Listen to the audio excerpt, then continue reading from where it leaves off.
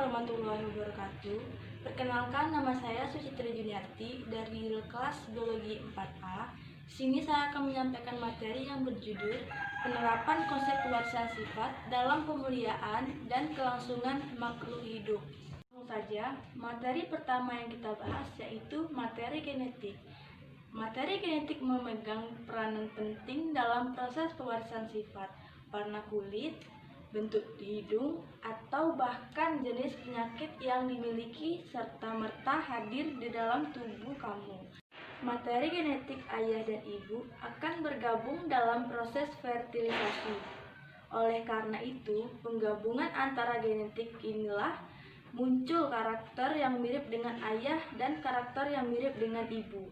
Materi genetik diantaranya ada kromosom, gen, RNA, dan DNA. Baiklah, selanjutnya kita akan menjelaskan bagian-bagian dari materi genetik tersebut. Yang pertama ada kromosom.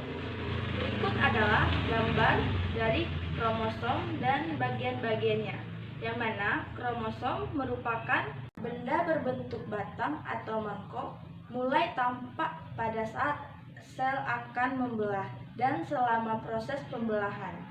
Kromosom memiliki berbagai macam fungsi. Yang pertama, fungsi utamanya adalah menyimpan materi genetik. Yang kedua, menentukan jenis kelamin. Yang ketiga, berperan penting dalam proses transkripsi DNA untuk melakukan sintesis protein. Keempat, berperan dalam pembelahan sel.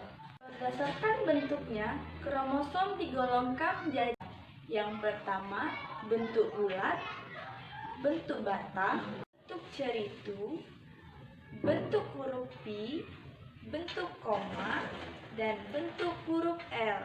Berdasarkan letak kromosom, dibedakan menjadi 4. Yang pertama ada metasentrik, kedua submetasentrik, yang ketiga akrosentrik, dan yang keempat telosentrik.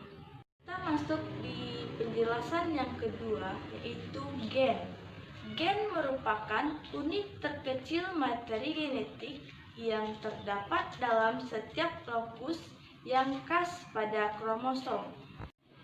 Gen adalah substansi genetik yang terkecil terdiri atas sepenggal DNA yang menentukan sifat individu melalui pembentukan polipeptida. Berikut merupakan gambar struktur gen. Memiliki berbagai macam fungsi. Yang pertama, sebagai zarah tersendiri yang ada pada kromosom. Zarah merupakan zat terkecil dan tidak dapat dibagi-bagi. Yang kedua, menyampaikan informasi genetik dari induk kepada keturunannya. Dan yang ketiga, mengatur proses metabolisme. Yang ketiga yaitu DNA. DNA merupakan pembawaan sebagian besar atau seluruh sifat-sifat genetik di dalam kromosom. Berikut adalah struktur gambar DNA. Pembahasan yang keempat, RNA. RNA merupakan seutas benang tunggal yang tersusun dari molekul gula ribosa, gugus fosfat, dan asam nitrogen. Berikut adalah gambar yang A, struktur utai tunggal molekul RNA, yang B, struktur kimia RNA. Berikut adalah perbedaan antara DNA dan RNA. Pertama, DNA ditemukan dalam nukleus yang dalam kromosom, mitokondria, dan kloroplas, berupa rantai panjang dan ganda. Fungsinya berhubungan erat dengan penurunan sifat dan sintesis protein. Kadarnya tidak dipengaruhi oleh aktivitas sintesis. Yang kedua, RNA ditemukan dalam sitoplasma, terutama dalam ribosom dan juga nukleus, berupa rantai pendek. Fungsinya berhubungan erat dengan sintesis protein. Yang terakhir, kadarnya dipengaruhi oleh aktivitas sintesis protein.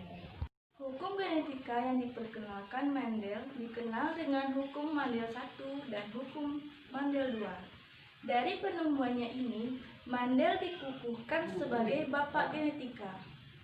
Berikut penjelasan hukum Mendel 1 dan hukum Mendel 2. Yang pertama, hukum Mendel 1. Hukum Mendel 1 atau disebut juga dengan hukum segresi. Hukum ini menyatakan bahwa hanya satu dari dua gen yang berpasangan memasuki sel nutfah. Bila kedua sel itu yang berasal dari satu induk jantan dan satu induk betina, kemudian bersatu, akan diperoleh kembali satu pasang faktor keturunan. Yang kedua, hukum Mendel 2. Hukum Mendel 2 menyatakan prinsip berpasangan secara bebas. Pada pembentukan gamet, gen-gen yang memisahkan diri dari suatu pasangan akan secara bebas berkelompok dengan gen-gen lain yang berasal dari pasangan lain. Beberapa rumus untuk memprediksi mengenai keturunan. Rumus-rumus untuk memprediksi beberapa hal yang ada hubungannya dengan keturunan, seperti banyaknya macam gamet yang dibentuk oleh suatu individu, jumlah kombinasi F2, banyaknya macam genotip F2, dan banyaknya macam fenotip F2. Perhatikan tabel berikut.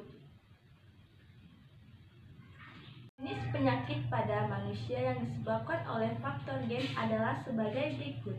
Yang pertama, ada alkaptoniuria.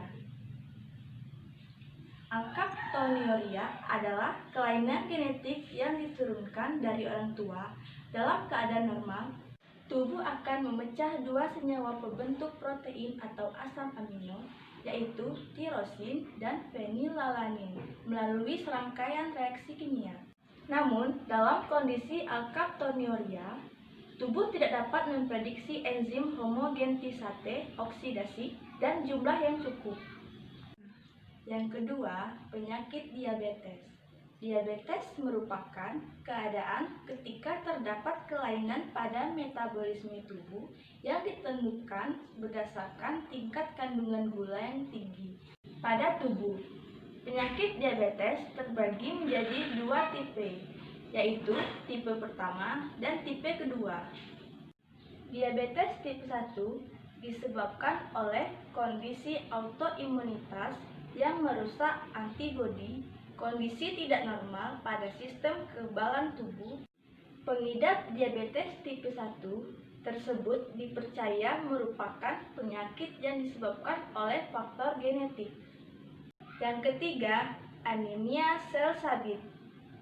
Kelainan genetik ini disebabkan oleh adanya kesalahan gen yang kemudian mempengaruhi perkembangan sel darah merah. Sel darah merah mengidap penyakit ini memiliki bentuk yang tidak wajar, sehingga penyebab sel darah tersebut tidak dapat hidup sama seperti sel darah sehat pada umumnya. Kita masuk ke kesimpulan. Berdasarkan pembahasan di atas, maka dapat ditarik kesimpulan yaitu sebagai berikut.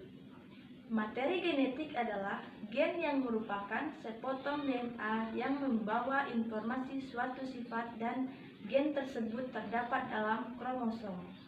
Baiklah, sekian penjelasan dari materi genetik. Lebih dan kurangnya saya mohon maaf. Wassalamualaikum warahmatullahi wabarakatuh.